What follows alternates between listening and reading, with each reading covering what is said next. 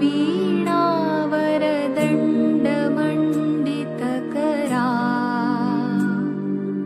या श्वेतपद्मासना।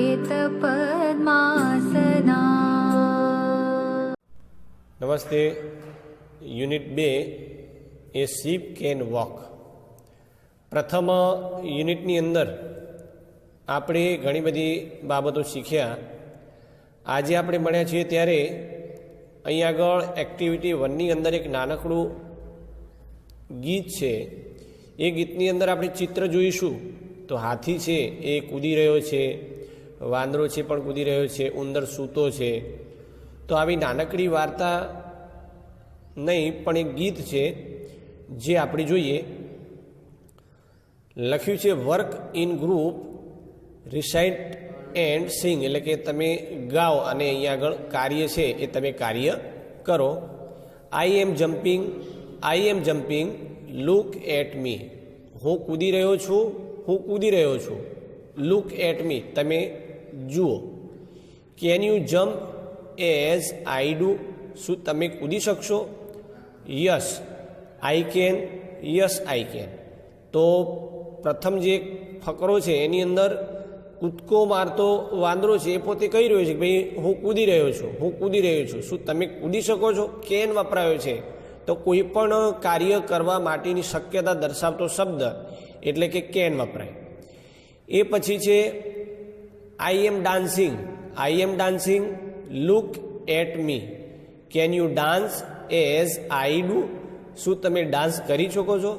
Yes I can, yes I can. હા હું ડાન્સ કરી શકું છું, હું કરી શકું છું. I am sleeping, look at me. Can you sleep as I do?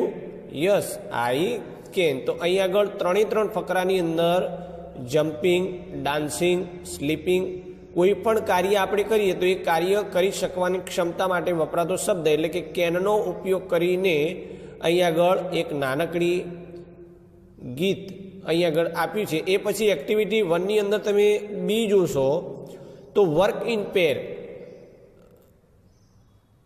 અહીં આગળ કીધું છે કે તમે આપેલા શબ્દો મોઢેથી વાંચવાના છે. બાજુમાં જો એક્ઝામ્પલ છે પેન, એટલે કે એકરૂપતા દર્શાવતા શબ્દો. એનિમલ એટલે કે રેબિટ છે, એલિફન્ટ છે, રેટ છે, ડોગ, ફ્રોગ, બેટ, ક્રોકોડાઇલ, સ્નેક અને આંટ. કયું પ્રાણી શું કરી શકે છે એ આપણે અહીં આગળ લખવાનું છે. તો રેબિટ છે તો રેબિટની અંદર રન છે, તો રેબિટ એટલે કે હરણ છે એ પોતે દોડી શકે છે. ક્લાઇમ્બિંગ એટલે ક્લાઇમ્બ એટલે કે ચડવું. અહીં આગળ એલિફન્ટ તો લિફ્ટ અને જમ્પ એ પોતે કૂદી શકતો નથી. રેટ એટલે કે કાપે છે. રોર એટલે કે એ પોતે ખાઈ શકતો નથી. ડોગ એટલે કે સ્મેલ અને ક્લાઇમ્બ એટલે કે દરેક પ્રાણીની ખાસિયત બતાવી છે. જો યસ લખ્યું છે એ યસની અંદર દરેક જે પ્રાણી છે, સાપ છે, ઉંદર છે, ફ્રોગ છે, ડોગ છે, રેટ છે, એલિફન્ટ છે, તો આવા દરેક પ્રાણીની અહીં આગળ વાત કરી છે ને દરેક તે શું કરી શકે છે એનો એક નાનકડો ફકરો અહીં આગળ આપેલો છે. આની અંદર આ ફકરો આપણે શક્ય હોય તો આપણી નોટમાં લખવાનો રહેશે. એ પછી તમે એક્ટિવિટી 2 જોશો તો એક્ટિવિટી 2ની અંદર ચિત્ર આપેલા છે. હિપોપોટેમસ, ઉંદર છે, વાઘ છે, પછી મગર છે, કીડી છે, માછલી છે અને જીરાફ છે. તો દરેકની ખાસિયત આપણે જેમ વાત કરી હતી આગળ એ પ્રમાણે કે અહીં આગળ જો કીધું છે animal have a special any read of following the sentence aloud. એની સ્પેશિયલ ખાસિયત એબિલિટીઝ એટલે કે ખાસિયત. તો અહીં આગળ a hippopotamus can run faster than a man. Hippopotamus છે એ માણસ કરતાં પણ ખૂબ જ ઝડપથી દોડી શકે છે. તો એની ખાસિયત શું થઈ? માણસ કરતાં પણ એ પોતે ઝડપી દોડી શકે છે. A rat can last longer without water than a camel. ઉંદર છે એ ઊંટ કરતાં પણ વધુ સમય સુધી પાણી વગર ચલાવી શકે છે.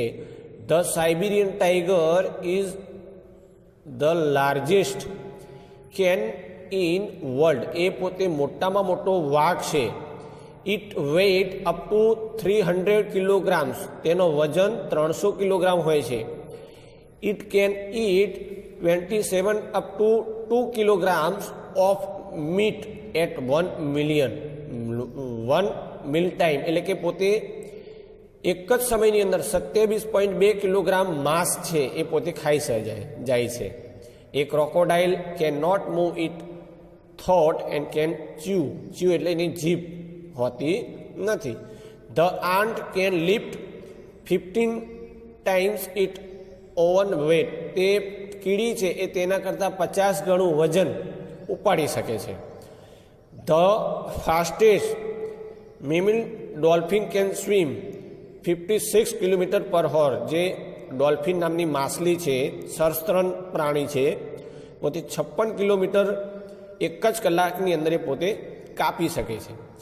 એ રીતે a giraffe can clean it ears with 21 inch long tooth, એટલે કે પોતે એની જીભ છે, જીભ વડે 21 ઇંચ લાંબી જીભ છે, એ જીભ વડે એ પોતે પોતાનો કાન સાફ કરે છે. તો આ એક્ટિવિટી 1 અને 2 છે એ આપણે ઘરેથી લખવાનું છે, અને લખી અને સરસ રીતે એનું મૂલ્યાંકન કરી સમજી અને આપણે ટેસ્ટમાં પણ આપણે પૂછીશું. એ પછી તમે એક્ટિવિટી 3 જોશો તો 3ની અંદર બાજુમાં છે નાનકડો ફકરો છે, work in pair read Nikita can do what she can not, જે કામ કરી શકે છે. ધારો કે hello I am Nikita, what can I do well I can play tabla very well, હું તબલા વગાડી શકું છું. I can play volleyball but can not play kabaddi. I can speak Hindi but I can not write Hindi. I can swim but I can not bicycle. એટલે નિકિતા નામની છોકરી છે, can એટલે કે કરી શકવું, કામ કરી શકવાની ક્ષમતા, અને કેન નોટ એટલે એ પોતે કરી શકતી નથી. એ આપણે આ ફકરાની અંદર બાજુમાં જે બોક્સ આપ્યું છે, બોક્સની અંદર ધારો કે અહીંયા કીધું છે કે પ્લે તબલા, તો તબલા એ પોતે વગાડી શકે છે, તો એની અંદર રાઇટ કરેલું છે. જે કામ કરી શકતી હોય એમાં રાઇટ કરવાનું, જે કામ ન કરી શકતી હોય એની અંદર તમારે ચોકડી મારવાની છે. એ પ્રમાણે નીચે પણ તમારા મિત્ર કરી શકતા હોય તો કેન અને કેન નોટ. તો હવે પછી મળીશું ત્યારે આપણે આગળની એક્ટિવિટીનો અભ્યાસ કરીશું. ત્યાં સુધી એક્ટિવિટી 1, 2 અને 3 આપણે ઘરેથી તૈયાર કરવાની છે. નમસ્તે.